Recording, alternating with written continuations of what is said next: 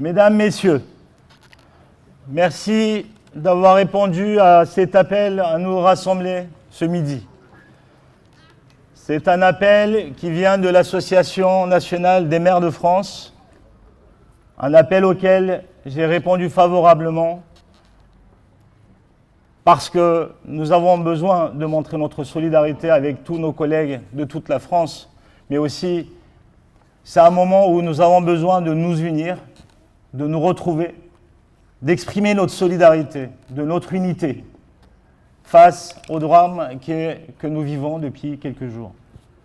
Le jeune Naël est mort à Nanterre.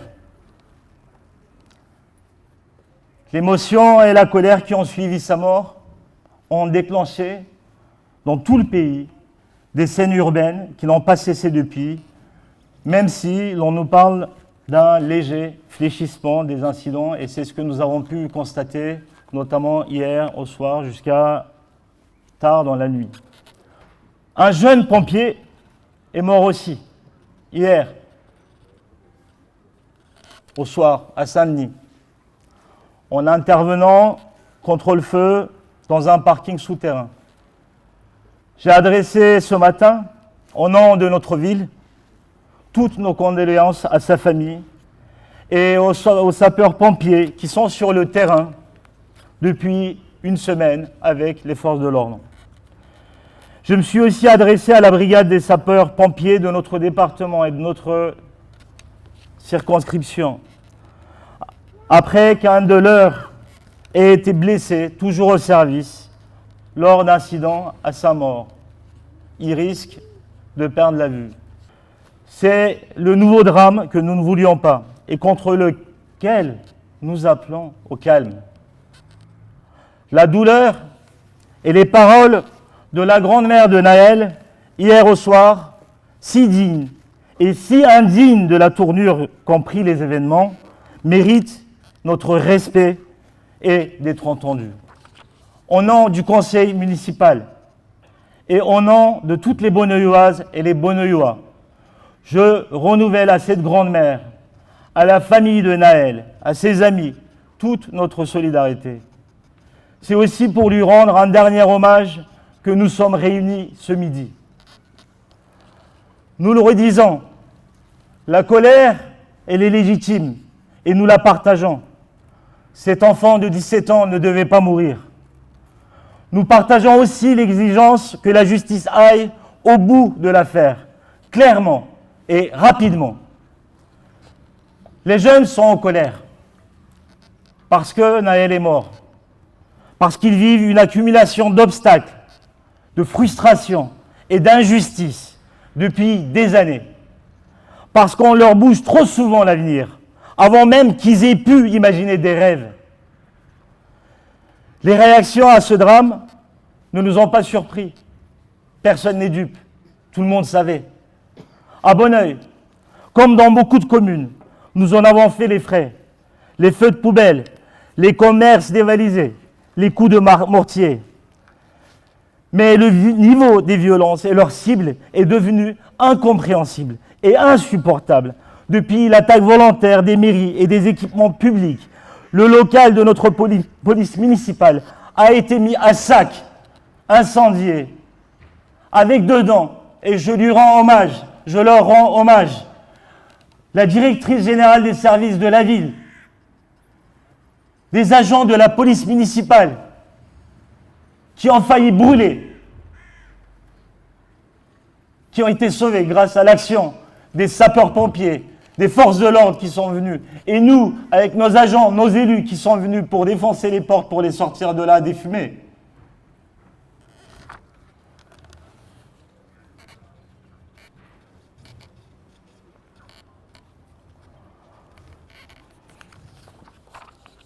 Ailleurs, des mairies, des écoles ont été vandalisées. Il y a aujourd'hui plusieurs villes du département où il n'y a plus aucun service public. Pas de mairie. Ce sont des villes mortes. C'est révoltant. Pas seulement pour nous, vos élus, mais surtout pour vous, pour les habitants et leurs familles, pour vos enfants, les jeunes. Parce que ces services publics, ils n'existent que pour vous. Ils sont les remparts, encore des remparts, des digues qui restent solides. C'est des outils que nous avons au niveau local, au service de nos habitants, pour défendre vos droits, pour mener des actions qui font bien grandir nos enfants, qui accompagnent les parents et les plus âgés, qui vous soutiennent quand la crise fait plonger dans la précarité. Nous le faisons depuis des années, sans cesse, pour pallier à l'inaction des gouvernements en direction des villes et des quartiers populaires. Nous le faisons malgré l'étouffement financier que nous subissons depuis des années. Nous le faisons et nous continuerons à le faire. Au-delà de l'attaque inacceptable des équipements publics, rien, ni la colère face à la mort injuste de Nahel, ni les divergences politiques ne justifient qu'on menace et qu'on mette en danger la vie des élus de la République, d'élus qui chaque jour sont au plus près des habitants de leur commune. Et mes collègues et moi, nous l'avons montré depuis 5 jours, de 8 heures du matin jusqu'à 5 heures du matin, avec tous mes collègues, nous sommes sur le terrain, à éteindre les feux quand il y a, à défendre les services publics, à essayer de raisonner des jeunes. Je leur rends hommage à tous mes collègues élus qui n'ont pas démérité, au même titre que les agents municipaux qui n'ont pas démérité, au même titre que les sapeurs-pompiers qui n'ont pas démérité, des forces de police qui n'ont pas démérité, parce que des forces de police républicaines, nous en avons besoin aussi.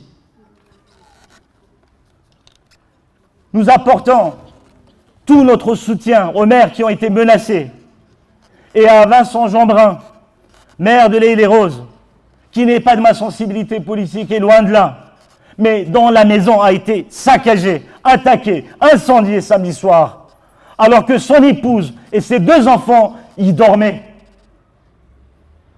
Le sacré a été touché. C'est honteux. Depuis 5 jours, je le disais, et 5 nuits, avec les moyens que nous avons, nous sommes dans les rues pour assurer la tranquillité et pour éviter d'autres drames. Et je le dis, pas que la majorité municipale, même notre opposition est au moins présente par sa solidarité.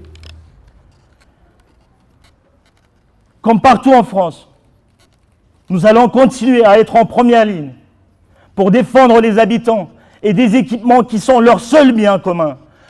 La seule richesse de ceux qui n'ont rien, c'est le service public. À protéger aussi, et je le dis avec fierté, je le dis avec calme, mais avec sérieux, nos jeunes. Il faut protéger nos jeunes. Il ne faut pas les stigmatiser, ni accuser des faits commis par une petite minorité. La manipulation qui est faite de leur colère n'a plus rien à voir avec l'émotion suscitée par la mort de Nahel. On y trouve une volonté de toucher les derniers repères utiles aux gens, les symboles de la République et de l'État de droit. Je sais que la grande majorité de notre ville peut comprendre qu'il est temps d'arrêter de se tromper de combat et de cible.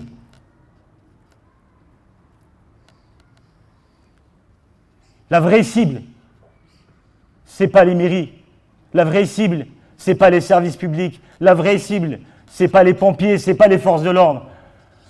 La vraie cible, c'est ce système injuste qui les enferme dans des cités, qui leur enlève tout espoir, qui leur enlève tous les rêves dont ils peuvent encore se targuer d'avoir, mais qu'ils ne peuvent pas parce qu'ils n'ont aucun moyen. La vraie cible, c'est le manque d'éducation, c'est le manque de moyens dans l'éducation nationale.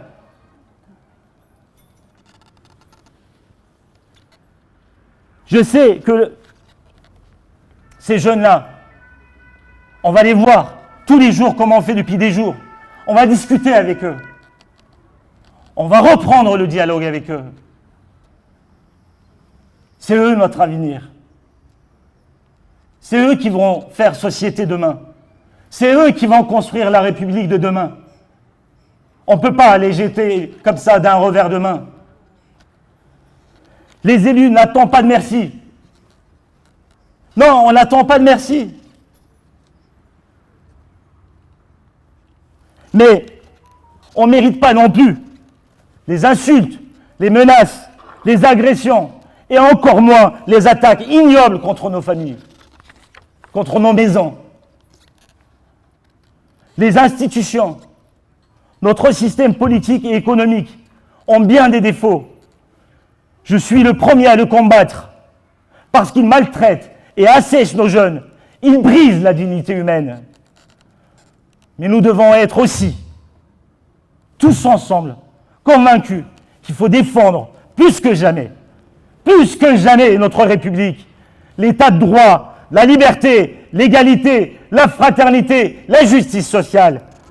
Ce socle est indispensable et ces valeurs sont justes. Tous les enseignements devront être tirés sur les causes du drame, sur le rôle malsain des médias et sur le bénéfice qu'en tire l'extrême droite, les fascistes, qui surfent sur une vague sécuritaire et fascisante, dangereuse. Il faudra que les citoyens se mêlent de la politique pour changer cette société qui ne fonctionne qu'au profit des milliardaires et des grandes entreprises du CAC 40 et qui, pour ça, cassent et marchandisent tout ce qui nourrit le vivre ensemble, la cohésion sociale et l'égalité des territoires, c'est-à-dire, je le disais, l'éducation, la culture, le sport, les transports, la santé, le logement. Le gouvernement doit ouvrir d'urgence un débat national sur tous ces sujets et aussi pour s'attaquer à la fracture déjà profonde avec les citoyens, notamment sur les rapports entre la police et la population. Dans l'immédiat, l'urgence, c'est de ramener le respect et d'appeler au calme, de dialoguer avec nos enfants et de raisonner nos jeunes. C'est la priorité et le meilleur moyen pour contraindre les pouvoirs politiques à prendre des décisions urgentes, concrètes et courageuses à la hauteur de la situation des gens. Sans cela, malheureusement, d'autres drames surviendront. Dans le contexte de cette semaine difficile qu'on a vécue, je veux une dernière fois remercier la préfecture du Val-de-Marne, les sapeurs-pompiers aujourd'hui endeuillés, les policiers républicains qui ont aussi beaucoup de blessés, nos agents territoriaux, les élus municipaux qui sont sur le terrain chaque soir, chaque matin, chaque nuit, et les habitants, et des jeunes de la ville, faut le dire, des jeunes de la ville qui étaient sur le terrain et qui nous aident. Nous avons besoin de compter sur vous pour rester unis et rassemblés autour de la République. Nous avons besoin d'unité, nous avons besoin de faire République. Et bien pour ça, nous allons continuer à aller dans les quartiers, discuter, échanger et surtout convaincre nos jeunes, convaincre nos populations, mais sans oublier les injustices subies par ces mêmes jeunes, par ces mêmes habitants qui ne demandent qu'une chose, ni assistanat, ni quémande.